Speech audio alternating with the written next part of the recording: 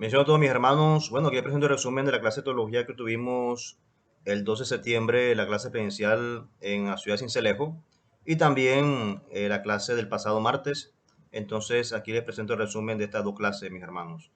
Bien, entonces, habíamos hablado sobre las cuatro miradas sobre Jesucristo, eh, y de esa manera cómo es la perspectiva de los evangelistas, Mateo, Marcos, Lucas, Juan, cómo ellos se enfocaban a nuestro Señor Jesucristo y también el énfasis que ellos hacían a los libros que ellos escribieron. Entonces, vemos aquí Mateo, básicamente la fecha de escrituración, destinatarios procedentes del judaísmo, lugar Antioquía, símbolo hombre, Marcos, cristiano procedente del paganismo, lugar Roma, León, Lucas, cristiano procedente del paganismo, lugar Grecia, símbolo toro, y Juan, cristiano procedente del judaísmo y paganismo. Éfeso, lugar de escrituración, Éfeso, símbolo águila.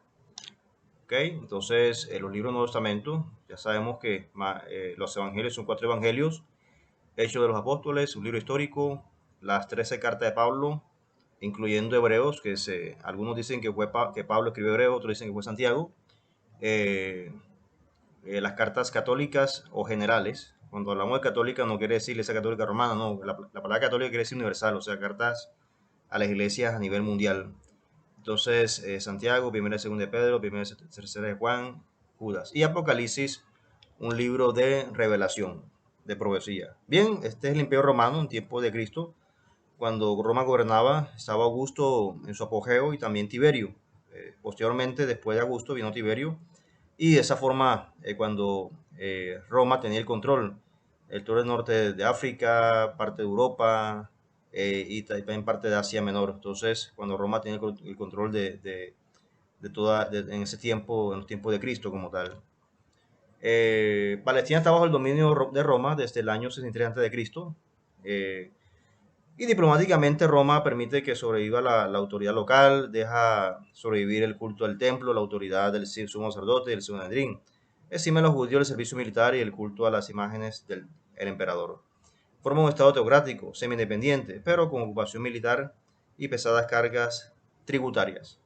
Bien, estos son los gobernantes que estaban a cargo de toda Palestina en los tiempos también de Cristo: Herodes el Grande, Herodes Antipas, Arquelao, Pilatos y Caifás. Ahí están las fechas, usted las puede ver, los tiempos en que ellos estaban gobernando. Los impuestos eran pesadas cargas tributarias.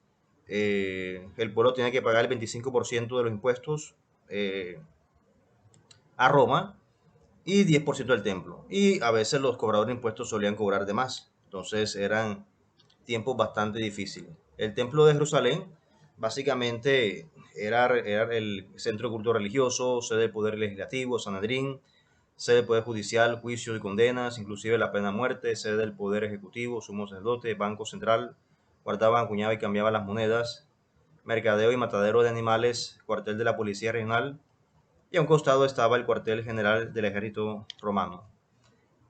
Grupos dominantes estaban los fariseos, estaban los saduceos y los sacerdotes de Jerusalén. Estos eran los grupos dominantes básicamente en los tiempos de nuestro Señor Jesucristo. El Sanedrín básicamente era conformado por 70 miembros, 70 ancianos, y había dos bancadas, dos partidos: los fariseos y los saduceos, que en sí habían cierta rivalidad entre ellos, pero hacían parte como tal de esta bancada, de estas bancadas, o de grupo como tal del Sanedrín. El cargo de sacerdote era comprado a Roma, jefe religioso, pero también jefe del ejecutivo, del legislativo y del judicial, además de la emisión, cambio de monedas, cobro de impuestos, venta de animales.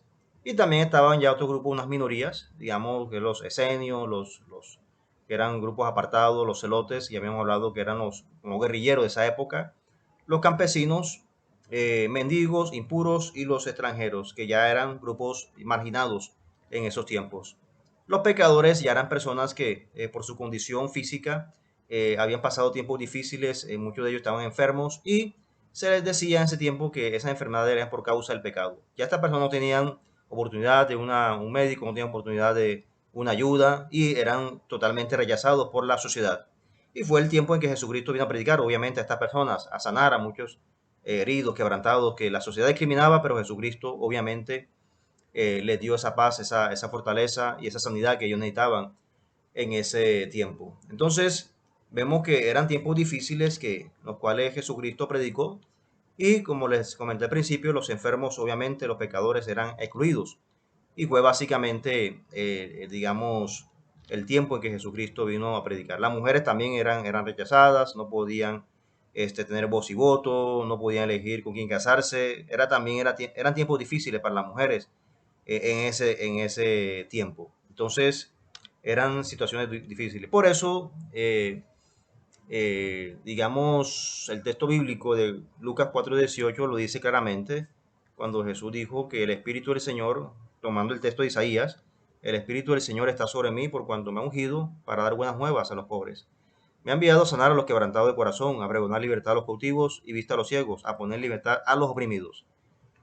Entonces, por eso Jesucristo dijo esto, porque tomando el texto de Isaías, porque el pueblo estaba viviendo así, muchos cautivos, oprimidos, enfermos, quebrantados de corazón, y Jesucristo vino obviamente a sanar, a ayudar a esas personas, porque básicamente esta es la realidad histórico-social que surge en el Nuevo Testamento, es la realidad que había en el Nuevo Testamento, y de esa manera Jesucristo responde a esa problemática que había en ese tiempo. Entonces, básicamente fue su misión en esa área.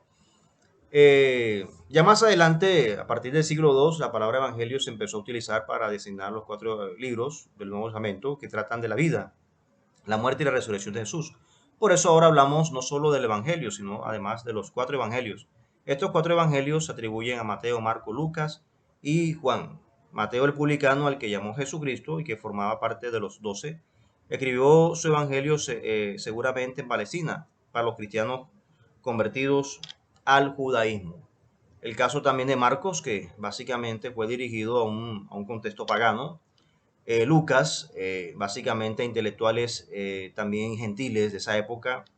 Juan también a un contexto pagano, también que escribió en esa área. Pero en sí, básicamente, no solamente ellos escribieron, sino ellos tomaron también de fuentes de otras personas, de otros testigos que miraron, analizaron, comunidades cristianas, analizaron la vida de Jesucristo y a partir de allí ellos empezaron también a escribir. Con lo que ellos vieron, también lo que ellos presenciaron, porque caminaron con el maestro, pero también escuchando también las testimonios de estas personas y de esa forma ellos empezaron a escribir. Eh, Básicamente fue la forma en que ellos hicieron la biografía, digamos, el estudio, la historia de Jesucristo, pero no solamente con un ámbito biográfico, sino el objetivo el sentido era el Evangelio, o sea, todo radica en suscitar la fe en Jesucristo como Mesías e Hijo de Dios. Básicamente el mensaje que ellos habían plasmado allí como tal en los Evangelios para llevar un compromiso personal con Él eh, y a un cambio de vida en todas las áreas. Y los evangelios sinópticos, básicamente, que es Mateo, Marcos y Lucas, que su nombre lo dice, una sinopsis, que básicamente la palabra sinopsis viene del griego, que significa perspectiva común. Por eso podemos llamar a estos 3 evangelios sinópticos, porque cuentan la vida y la actividad de Jesús de una manera bastante semejante y además porque en muchas frases y pasajes enteros coinciden. De hecho, con mucha frecuencia utilizan las mismas expresiones y la misma palabra. Entonces, básicamente son 3 libros que concuerdan entre sí. Por eso se llama sinópticos en esa instancia. Y el caso de Juan ya es un libro como tal teológico. Entonces se diferencia de ello porque Juan básicamente ya son narraciones bastante extensas y de esa manera no es casi similar a los sinópticos que son solamente, digamos, eh, algunos recuentos bastante cortos como tal. Juan es más extenso, por eso no se le incluye como sinóptico. No quiere decir de que Juan tenga la misma serie de la historia de Jesús, sí la tiene como también los otros evangelios, pero se diferencia un poco porque es más extenso y es más teológico, doctrinal el libro de Juan. Entonces vemos aquí que Mateo, Lucas tomaron de Marcos, que Marcos se considera el más antiguo, para escribir también los evangelios procedentes de su autoría en esa área. Entonces, básicamente estos materiales se fueron complementando poco a poco hasta ya poder tener la escritura sagrada del Nuevo Testamento. Bien, para la próxima clase ya vamos a mirar cómo se formaron los evangelios y de esa manera por diferentes etapas. Que mi Dios Santo les bendiga, mis hermanos.